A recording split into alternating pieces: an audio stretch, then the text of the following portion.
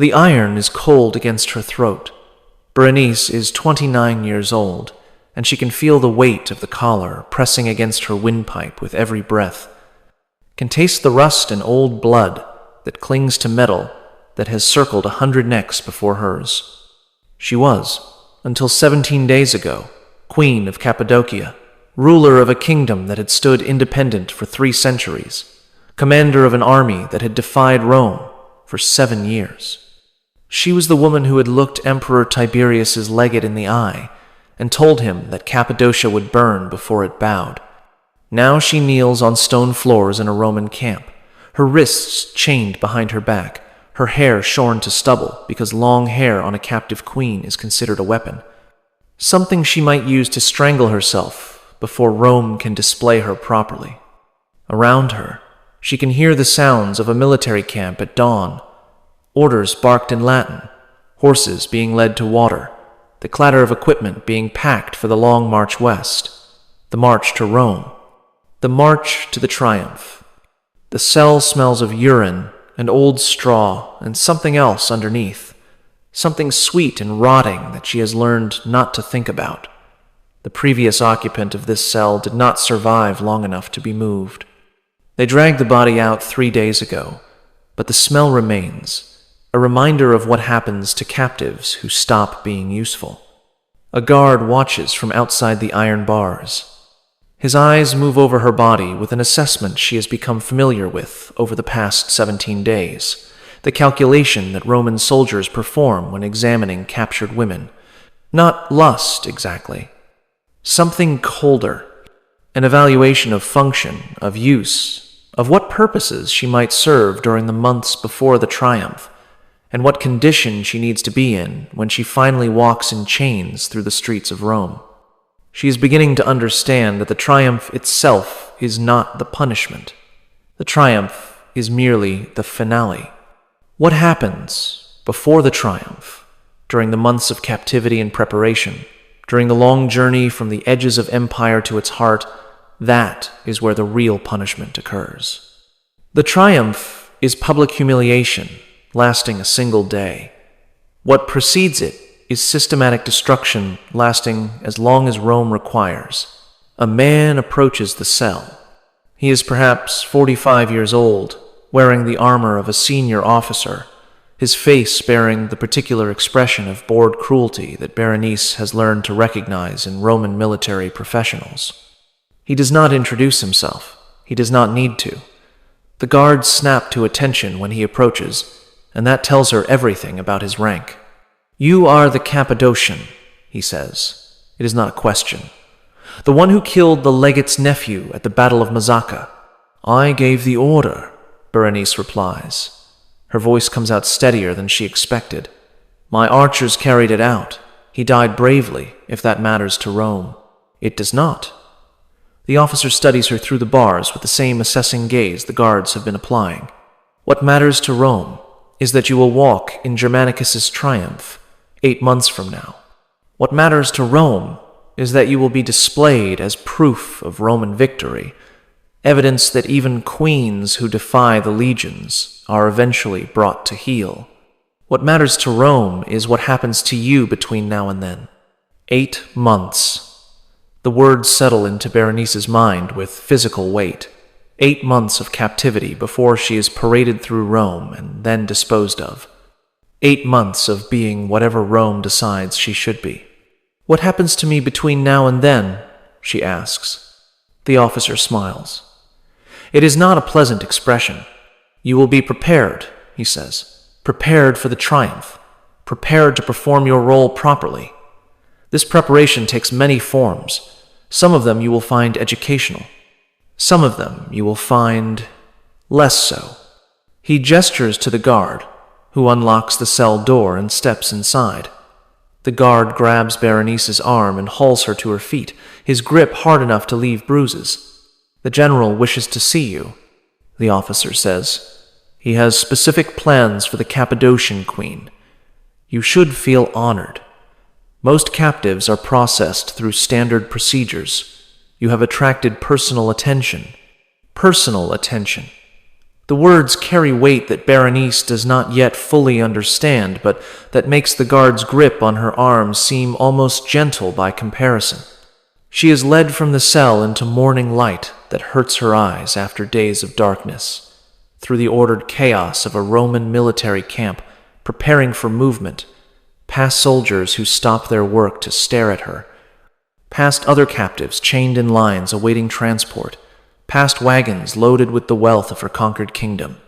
She sees her crown in one of those wagons, the diadem she wore when she addressed her people, when she led her army, when she believed that courage and determination could hold back the greatest military power the world had ever known.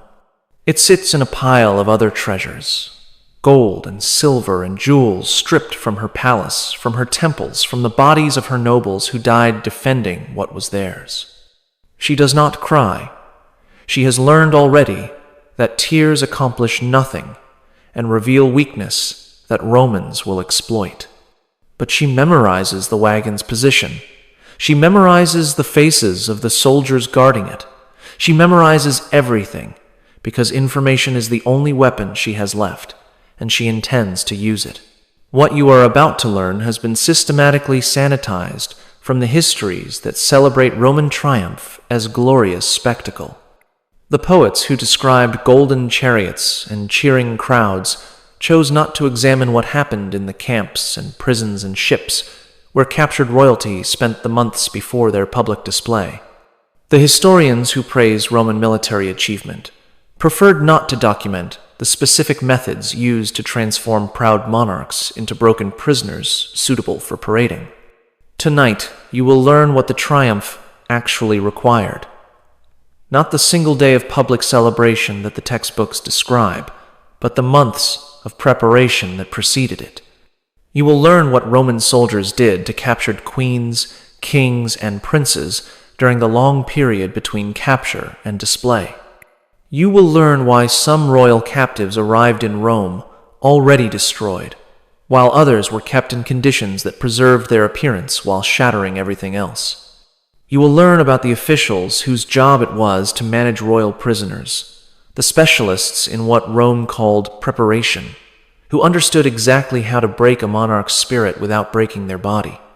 You will learn about the hierarchy of captives, why some were destined for execution after the triumph, while others were permitted to survive, and what determined which fate a prisoner received. You will learn about the specific practices that sources describe only in euphemisms, the hospitality that officers provided to their most important prisoners, the entertainment that royal captives were expected to provide during the journey to Rome. You will learn what happened to the women and children of conquered royal families, why daughters were sometimes more valuable than sons, and what purposes Rome found for royalty, too young to pose a political threat. You will learn why Cleopatra chose suicide over allowing herself to be taken to Rome, why she understood that death was preferable to what awaited her in Octavian's triumph. You will learn what happened to the royal captives, who did not have Cleopatra's opportunity to escape, who were forced to experience what she avoided through the asp's venom. Subscribe if you want to understand the darkness behind Rome's most celebrated ritual. Comment below telling me where you are watching from, because Berenice is being led through that camp right now, toward a general who has specific plans for her, toward 8 months of preparation that will test everything she is, and I am going to tell you exactly what those plans were. But before I reveal what the Romans did to Berenice and the other captured queens who walked in their triumphs, I need to take you back. I need to show you how the triumph functioned, why it required what it required, and what made the capture of royalty so valuable to Roman generals seeking glory. Because you cannot understand what happened to Berenice without understanding the system that processed her. The Roman triumph was not merely a parade. It was a religious ceremony, a political statement, and a psychological weapon all combined into a single overwhelming spectacle. A general who celebrated a triumph was, for that single day, something approaching a god, his face painted red like Jupiter's statue, his person considered sacred, his achievements proclaimed to the entire Roman world. But triumphs were not granted easily. They required specific qualifications that the Senate enforced with increasing strictness as Rome's power grew. A general seeking a triumph needed to have held proper command authority. He needed to have killed at least 5,000 enemies in a single battle. He needed to have expanded Roman territory or achieved a significant strategic victory. And he needed captives. Not just any captives. Common prisoners of war could be sold as slaves, distributed as rewards to soldiers, disposed of in whatever manner seemed convenient. But a triumph required special captives, visible proof of Roman dominance over peoples who had dared to resist. The higher the status of the captive, the greater the glory reflected on the general who had captured them. A captured general was valuable. A captured king was more valuable.